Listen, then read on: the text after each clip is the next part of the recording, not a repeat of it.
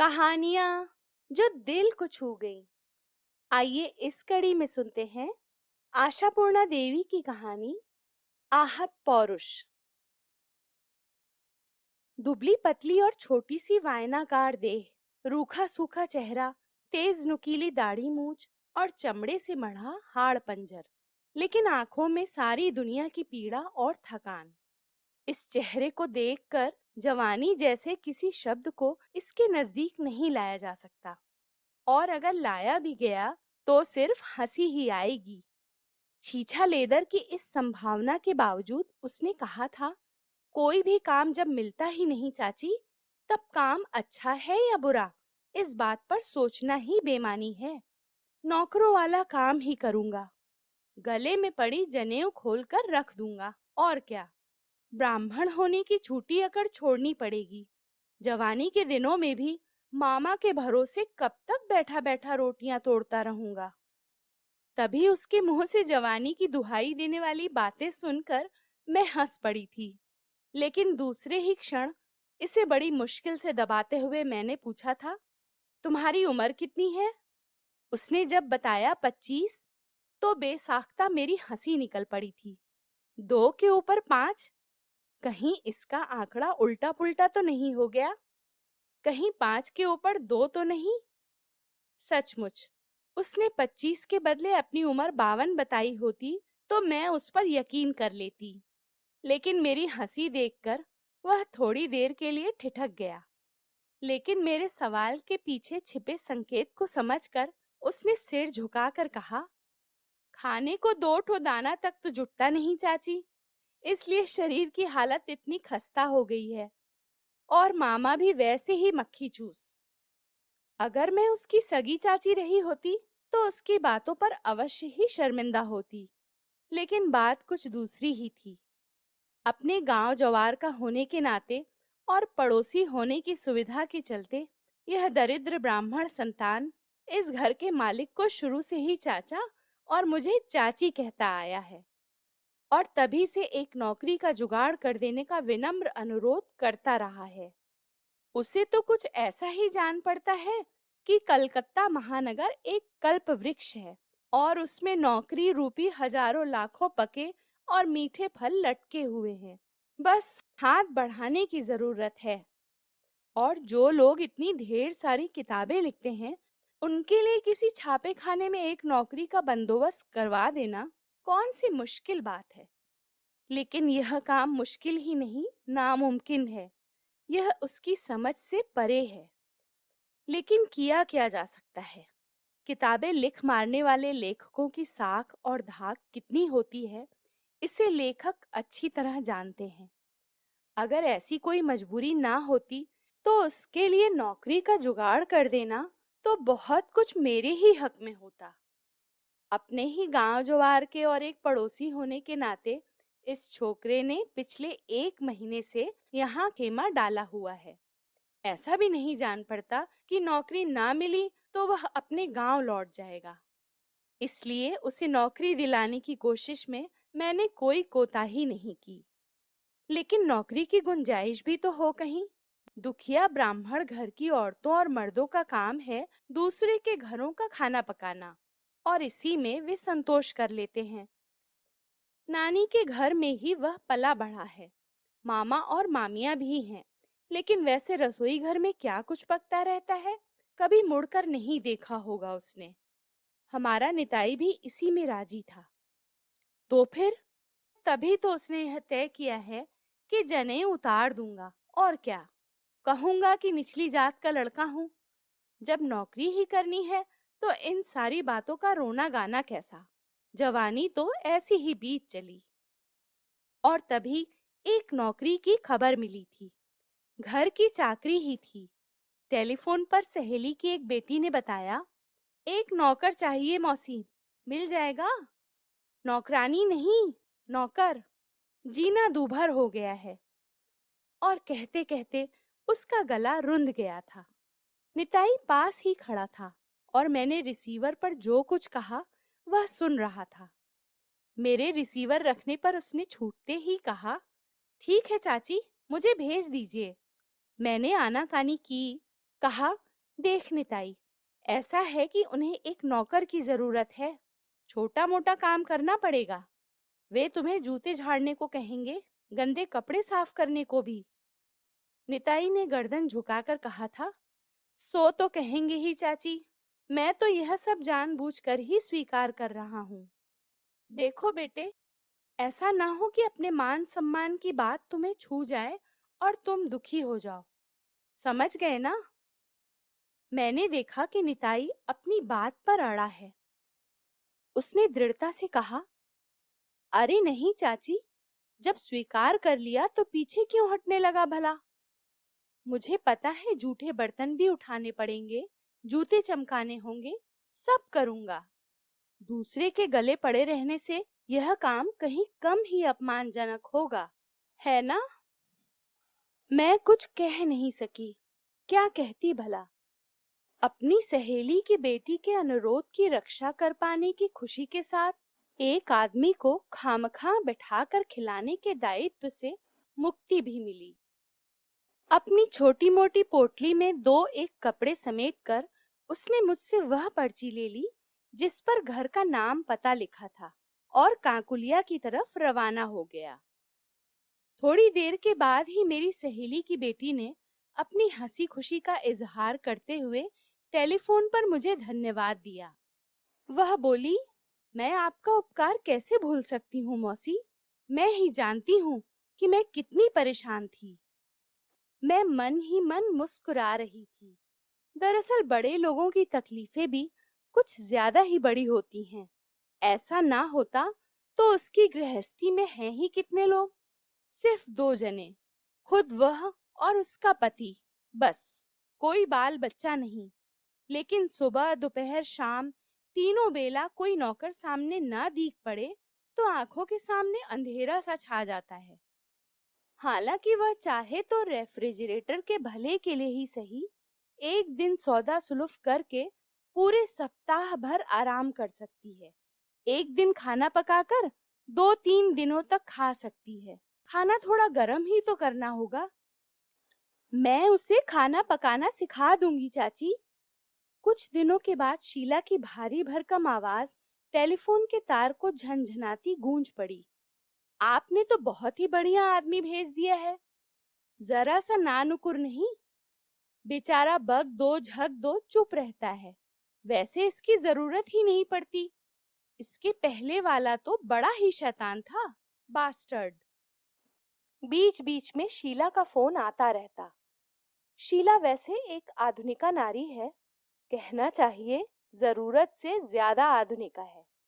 और इस तरह के आधुनिक समाज में वह एक बारगी सबसे आगे दीख पड़ने की योग्यता भी रखती है। लेकिन माँ और मौसियों के मामले में उसका कुछ दूसरा ही नजरिया रहा है।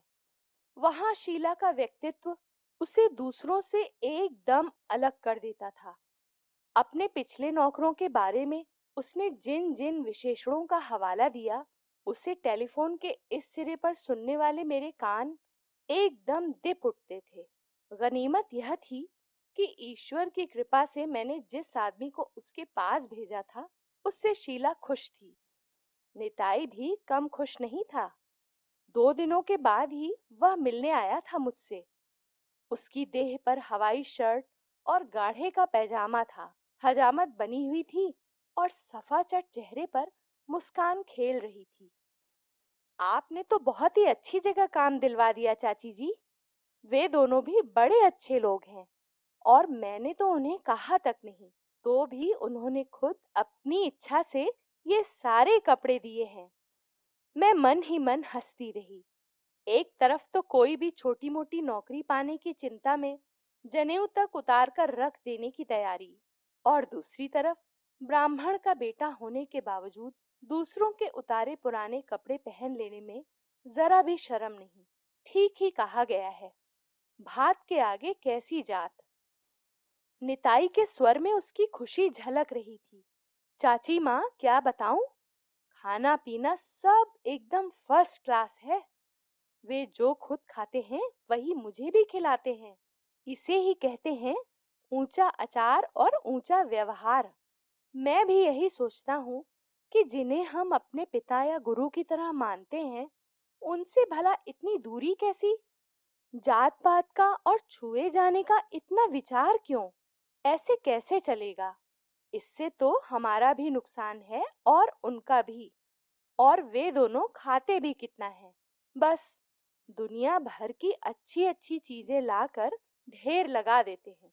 ऐसा लगता है कि वे सामान लाते हैं, जमा करते हैं और फिर फेंक देते हैं। या फिर मुझसे कहते हैं, निताई सुन, यह सब हम नहीं खाएंगे। अगर तुझे खाना है तो खा ले। केक, पेस्ट्री और न जाने क्या क्या। मैं तो उन सब के नाम भी नहीं जानता। मुझे उसकी बातें सुनकर हंसी भी आती और दुख भी होता।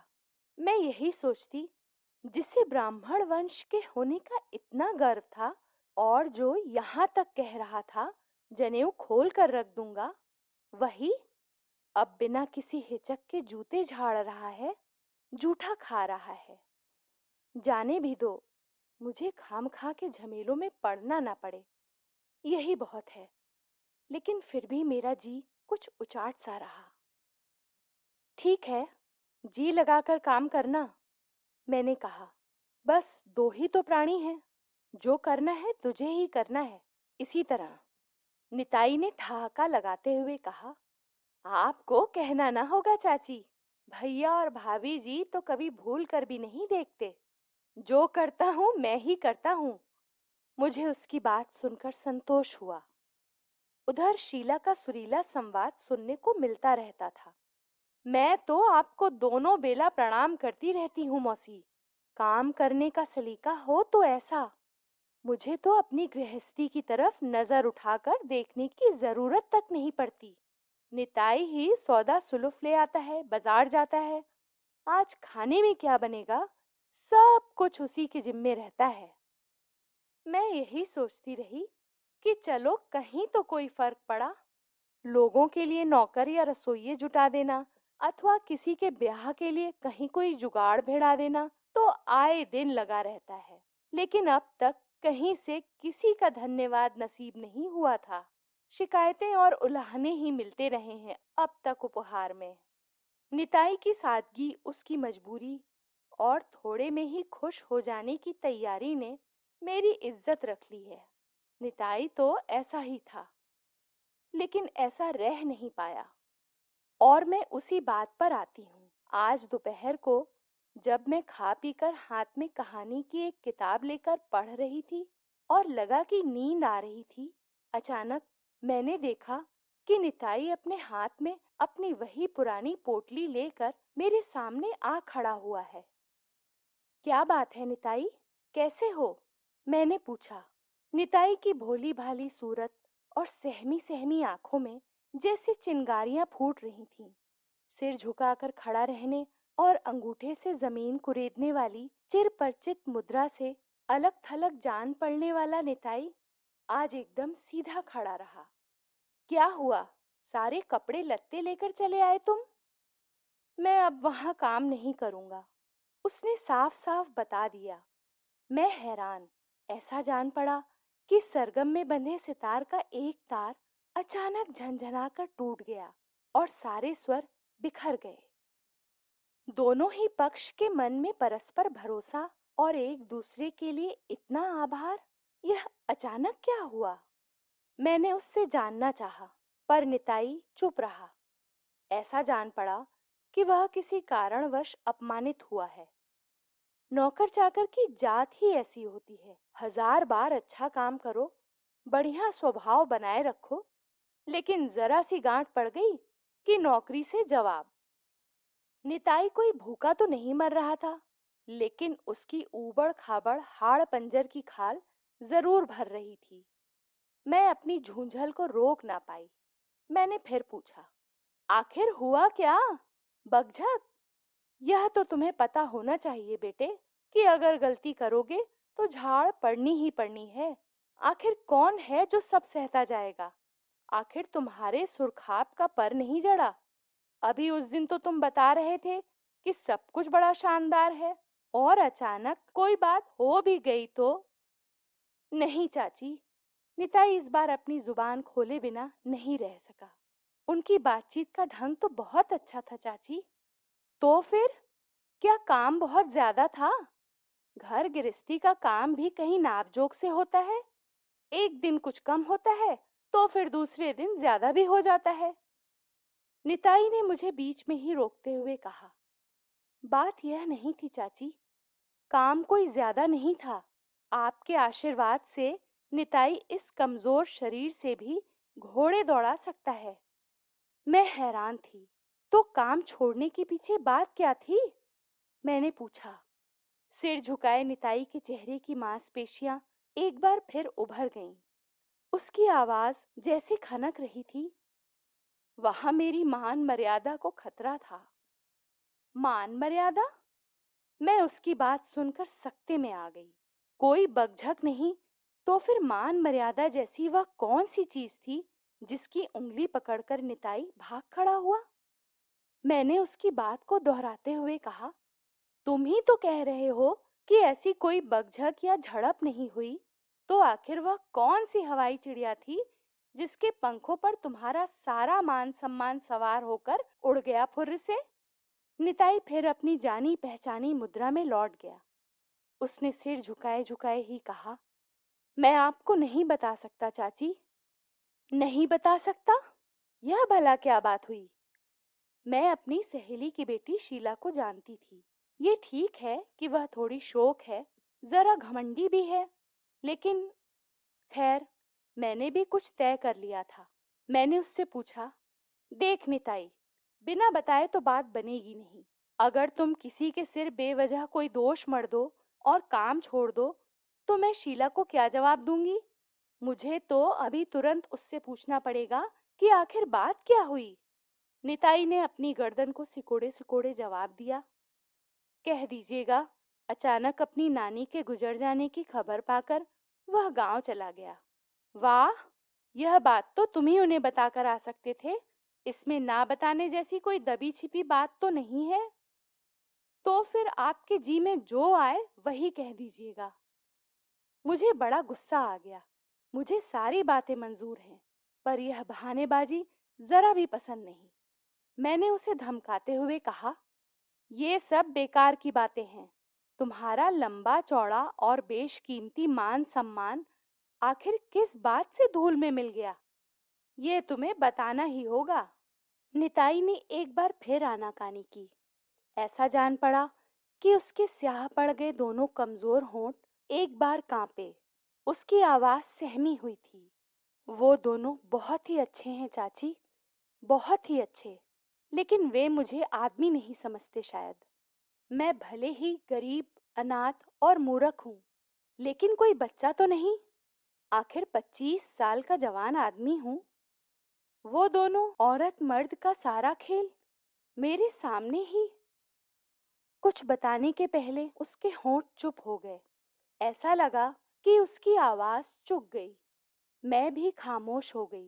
कहना चाहिए स्तब्ध रह गई। इस बीमार और कमजोर सी लगने वाली छोटी सी बौनी आकृति से मैं आंख न मिला पाई। सारा कुछ बड़ा ही अजूबा और अनोखा जान पड़ा। लेकिन तो भी मुझे यह जान पड़ा कि उसने कहीं कोई जख्म जरूर खाया है। एक ब्राह्मण की संतान होते हुए भी वह नौकर का काम कर सकता है, जूठा खाना खा सकता है, दूसरों के उतारे पुराने कपड़े पहन सकता है। इसमें उसकी कोई मानहानि नहीं होती। उसकी मर्यादा तो तब भंग होती है जब उसकी जवानी की अनदेखी और अवहेलना की जाती है। अपने को एक जवान आदमी के रूप में प्रस्तुत कर पाने की निताई की कोशिश पर आज मेरी हंसी नहीं छूटी और मैं उसके आहत पौरुष की तरफ आंख उठाकर देख भी ना पाई। मुझे ऐसा जान पड़ा कि स्याह आंसू चुहचुहा रहे हैं उसकी आंखों में, सुलगते और खौलते आंसू।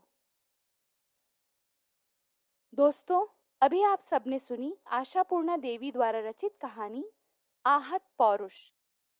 ज्ञानपीठ पुरस्कार से सम्मानित आशापूर्णा देवी आधुनिक बंगला की अग्रणी उपन्यासकार रही हैं। कहानी लेखन में भी वह उतनी ही सिद्धहस्त थी। उनकी सभी कहानियां बांग्ला में लिखी गई हैं। इस बंगला कहानी का हिंदी अनुवाद किया है डॉक्टर रणजीत साहा ने।